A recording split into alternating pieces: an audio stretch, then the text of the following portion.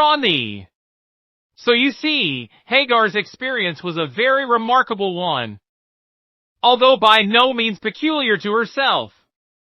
Blessed be God, it has happened to tens of thousands that where sin abounded, grace did much more abound. When they have run away and outlawed themselves, grace has followed them.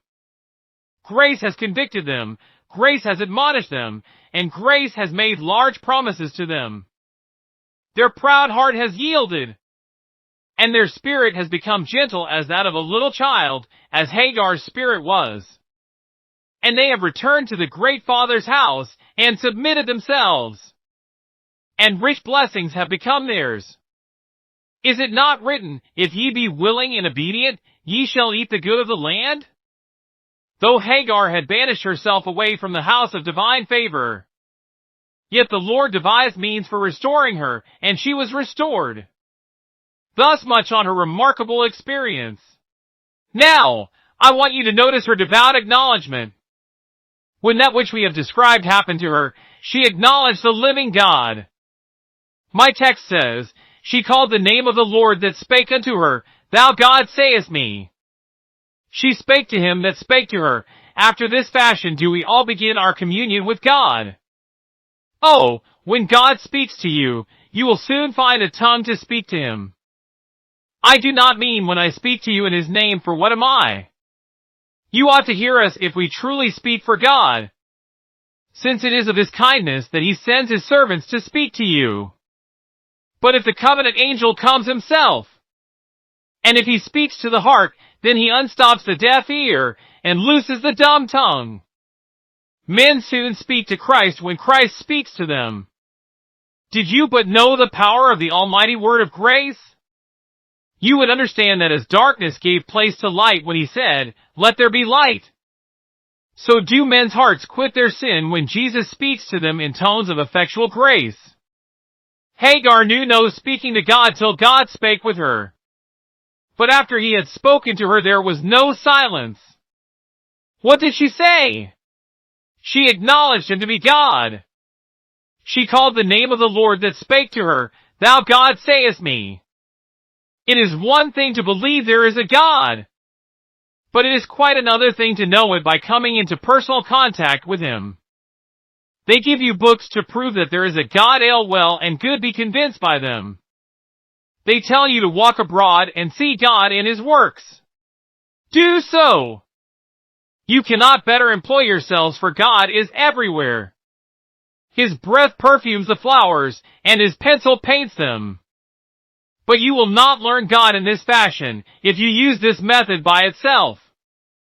To go from nature up to nature's God is a long step for broken legs. We are so mangled by our fall that we never take that step without divine help. But, oh, if the Lord meets with you, if he reveals his own self to your heart, what assurance! What certainty! Think not I am talking now of things that are not. I speak what I have myself felt. God has met with some of us as surely as ever one spirit has met with another.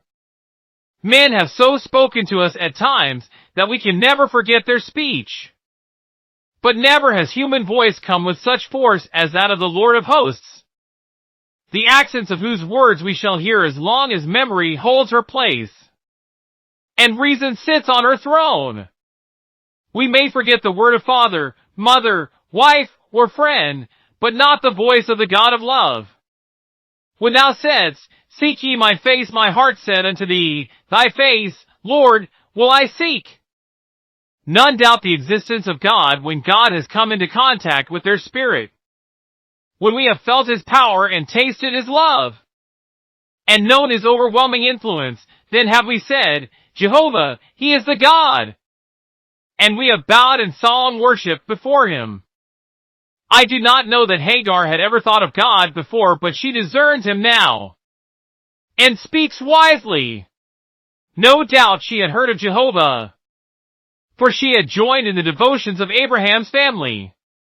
But now for the first time in her life she recognizes indeed, and of a truth, that the Lord lives for her, and therefore she speaks to him. and calls him the God that sees. Observe, dear friends, that she acknowledged his observant love. She could not help acknowledging it, for it flashed before her eyes.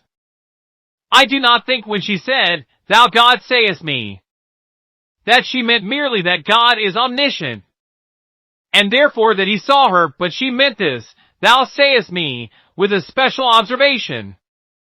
Thou sayest me with eyes of tender concern and loving care. Thou knowest me in my adversity. She felt in her inmost soul that eyes of thoughtful love were fixed on her. Hagar, Sarai's maid, knew that she was specially under watchful care. Those holy eyes had noticed all her sin, which had been brought to her remembrance. Those eyes had seen her duty, which she was now willing to resume. Those eyes had spied out the promise for her, which promise had brought a warm comfort to her poor, chill spirit.